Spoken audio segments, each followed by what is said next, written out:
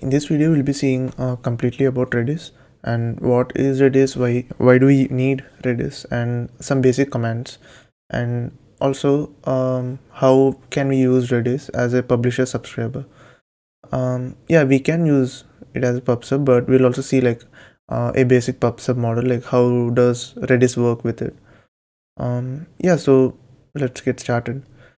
There are two types of memory. So one is random access memory, and another is the hard disk. You see, um, whatever operation is with hard disk, it is much slower when you compare that with random access memory or RAM. So why do we even need Redis? Like why do we need and when do we need it? So let me just show you the basic client server model, like how the web works. So web works is, this is a basic client server model. So the client is your browser and the server is there, and the server is connected to a DB, and client asks something, and then the server picks it from the DB and returns it to the client. So that's how a traditional client server model works. And if there are multiple clients and there are multiple requests coming to the server, it has to hit the DB every time you know the clients ask for something. So what if the clients, let's say there are 1,000 clients, and 1,000 clients, out of them, let's say 900 of them are asking for the same thing.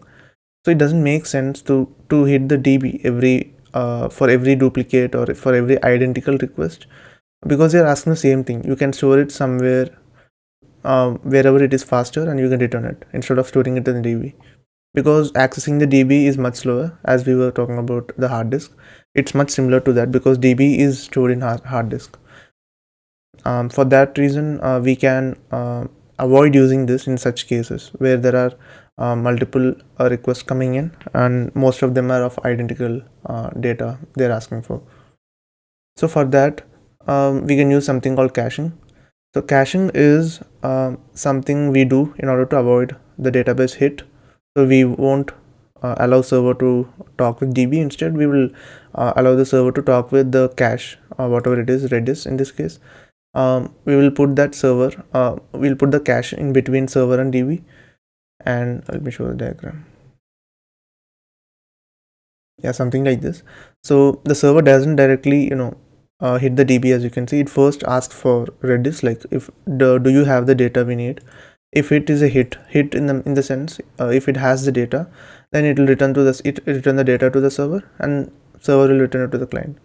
Or if it doesn't have the data, it will hit the DB, and then server hits the DB and then returns the data back to client. So this is what usually a simple caching is. It is how it's done. So there are multiple things to this.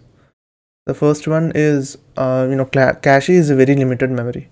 Cache in the sense the RAM, which we were talking about, like where the cache data is stored, it has very limited memory, and whatever elements you store, you can't store, like however we store it in DB, like we store almost unlimited we can store, because unlimited in the sense it has a lot than we require.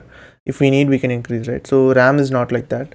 RAM is very expensive, and also it is very it's very contained in the sense there's not so much data you can put into RAM at once.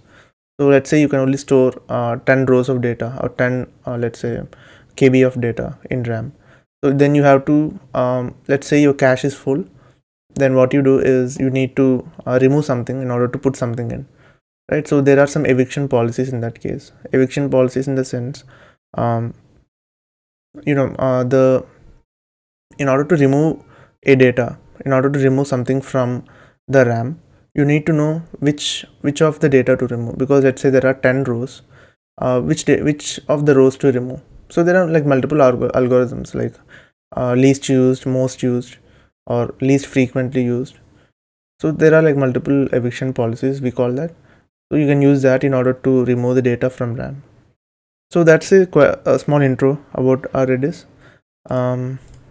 Yeah, so this is what Redis is, and as I said, it basically sits in between server and DB, and it helps the server to make the queries faster. And because Redis is used, or the Redis data is stored in RAM, it is very much faster than hard disk. That's what I wanted to tell you in this video. This is very short introduction to Redis. Thanks for watching.